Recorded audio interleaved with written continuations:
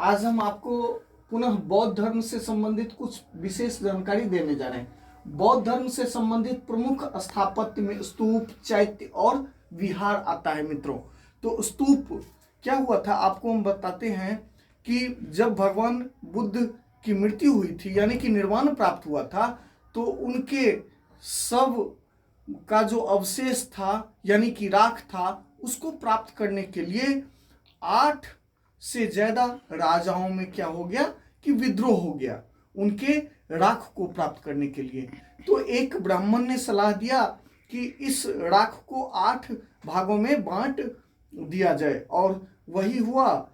उस राख को 8 भागों में बांट दिया गया, और जो भी राजा को प्राप्त हुआ उस राख पर जो स्थापत्य का निर्माण हुआ उसे हम स्तूप कहते हैं। यानी कि भगवान बुद्ध के शरीर के राख पर जिस स्थापत्य, जिस भवन का, जिस बिल्डिंग का निर्माण किया गया उसे हम स्तूप कहते हैं। उसके बाद चैत्य हो गया मित्रों, पूजा गृह को चैत्य कहा जाता है, जहां पे बौद्ध भिक्षु जाके आपको पूजा और आपको आराधना करते थे और ध्यान करते थे। उसके बाद विहार किसे कहा गया मित्रों?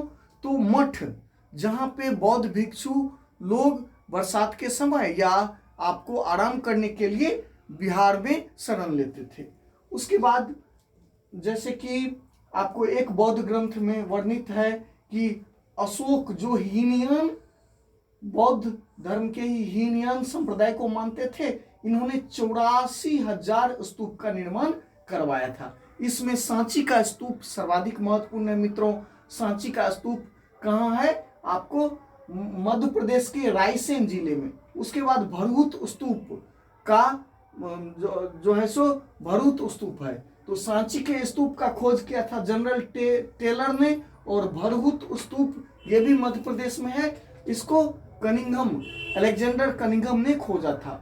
उसके बाद आपको सांची के स्तूप का जो तोरण है, वेदियां है, जो चारों तरफ आपको वेदी बनाया गया, उस वेदी का निर्माण आपको जो है सो पुष्यमित्र शुंग ने किया, शुंग शासक पुष्यमित्र शुंग ने। और उसके बाद तोरण का द्वार जो है सो सातवाहन शासकों ने उसका निर्माण किया।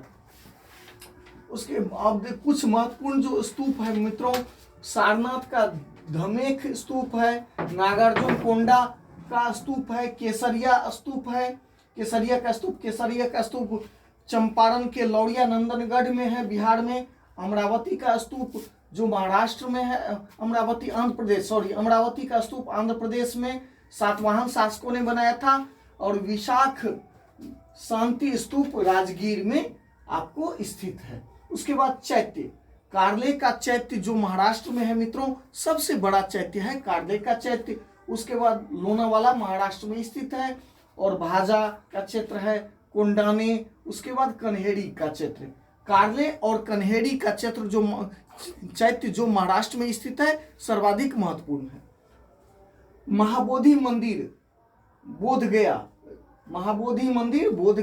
महत्वपूर्ण है। अजंता और एलोरा की गुफाएं महाराष्ट्र में स्थित है, ये जो है सो बौद्ध धर्म से संबंधित है। नालंदा विश्वविद्यालय आपका जो काफी महत्वपूर्ण था, बौद्ध धर्म का सबसे महत्वपूर्ण शिक्षा केंद्र था नालंदा विश्वविद्यालय, जिसमें लगभग 20,000 आपको छात्र रहते थे, आवासीय छात्र, और 2,000 लगभग शिक्षक रहते थे।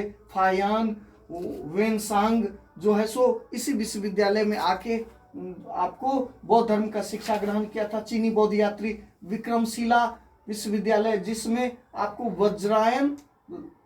वज्रायन जो आपको बौद्ध धर्म का एक शाखा था, जिसमें तंत्र मंत्र जादू टोना का जो है सो प्रचलन हुआ था। इसमें तारा देवी की पूजा होती है। विक्रमशिला विश्वविद्यालय में इसकी पढ़ाई होती थी। विक्रमशिला भागलपुर में स्थित है मित्रों। उसके बाद जातक कथाएं में 549 से अधिक जातक कथाएं हैं, जिसमें भगवान बुद्ध के पूर्व जन्मों का वर्णन है।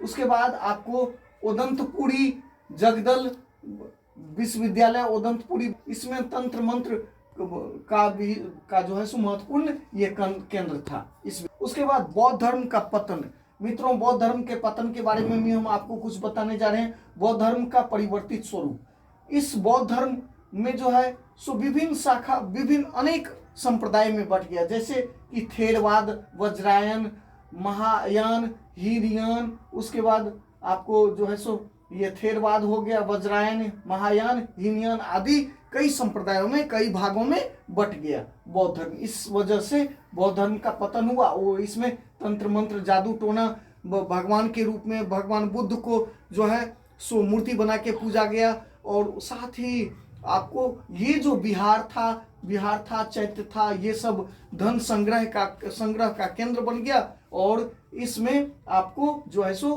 भिक्षु भिक्षुनी का शादी भी होने लगा। बहुत सारा करप्शन, भ्रष्टाचार इसमें फैल गया। संघ में भ्रष्टाचार का पनपना, यही मैं आपको बताया हूं कि बौद्ध संघ जो 3 सिद्धांत पर आधारित था, बुद्ध, धम्म और संघ। तो संघ में भ्रष्टाचार जो है सो काफी बढ़ गया था और मनमाना होता था, और धन का जो है सो आपको एकत्रित धन शोषण का एक केंद्र बन गया था, और आपस में वैवाहिक संबंध बनाते थे ये लोग। मांस, मदिरा, सुरापान आदि भी करने लगे। इस वजह से बौद्ध धर्म का पतन हो गया। हिंदू धर्म में सुधार, हिंदू धर्म में भी आपको जो है सो सुधार का प्रक्रिया, जब बौद्ध धर्म के तरफ लोगों का आकर्षण हुआ तो हिंदू धर्म में सुधार के लिए, जैसा कि आपको शंकराचार्य, उसके बाद रामानुजन ने भी हिंदू धर्म में सुधार के लिए अनेक प्रयास किया और हिंदू धर्म को सरल बनाया। सभी जातियों के लिए हिंदू धर्म का द्वार खोला, जिससे बौद्ध धर्म के पतन का मार्ग प्रशस्त हुआ।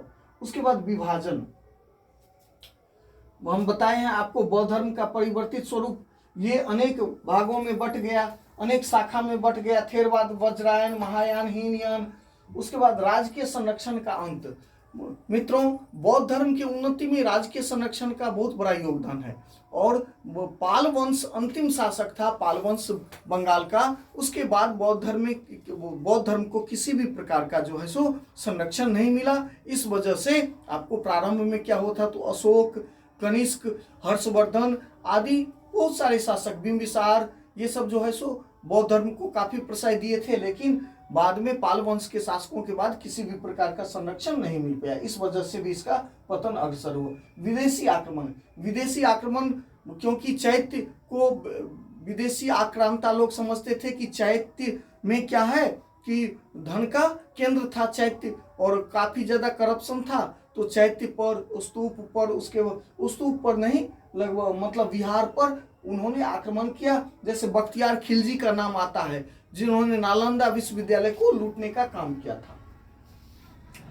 उसके बाद हम असमानता, जैन धर्म और बौद्ध धर्म में क्या असमानता था उसके बारे में भी आपको बताते हैं इस वीडियो में। जैसे अहिंसा, जैन धर्म में अहिंसा पर काफी ज्यादा जोर दिया गया मित्रों, और अहिंसा मूल सिद्धांत में आता है, जबकि बौद्ध धर्म में अहिंसा पर उतना ज्यादा जोर नहीं दिया गया।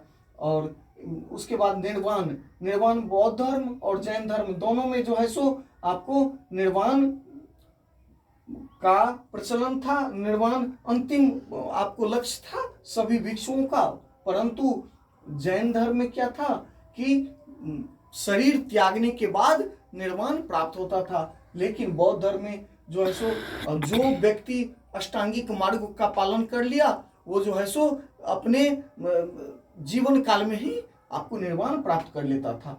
आत्मा का स्वरूप, जैन धर्म में आत्मा को अनश्वर कहा गया है, यानी कि जो नश्वर नहीं है, कभी उसका नाश नहीं होता। जैसा कि हमारे वैदिक सनातन धर्म में कहा गया है कि आत्मा अमर है, कभी इसका नाश नहीं होता है। उसी तरह जैन धर्म में आत्मा को अमर बताया गया। लेकिन बौद्ध धर्म में बताया गया कि जैसे ही शरीर का जो है सो अंत होता है, आत्मा का भी उसी के साथ अंत हो जाता है। त्यागपूर्ण जीवन, जैन धर्म में आपको काया क्लेश, काफी पीड़ा और संलेखन के माध्यम से शरीर को त्यागने का प्रथा था, परंतु बौद्ध धर्म में आपको अपने व्यवहारिक, अपने दैनिक जीवन में आप गृहस्थ आश्रम में भी रह के अष्टांगिक मार्ग का पालन करके आप जो है सो इस निर्वाण को प्राप्त कर सकते हैं। उसके बाद ब्राह्मणों से संबंध, जैन धर्म में ब्राह्मणों को आपको उच्च स्थान दिया गया, लेकिन बौद्ध धर्म में ब्राह्मणों को उच्च स्थान नहीं दिया गया। धर्म का प्रसार, जैसा कि जैन धर्म हमारे भारत देश तक ही ये सीमित रहा, परंतु बौद्ध धर्म हमारे देश से बाहर अनेक देशों में, जैसे श्रीलंका में, आपको जापान में, चीन में, कंबोडिया में, उसके बाद आपको मंगोलिया आदि, म्यांमार आदि विभिन्न देशों में यह जो है सो काफी ज्यादा फैला।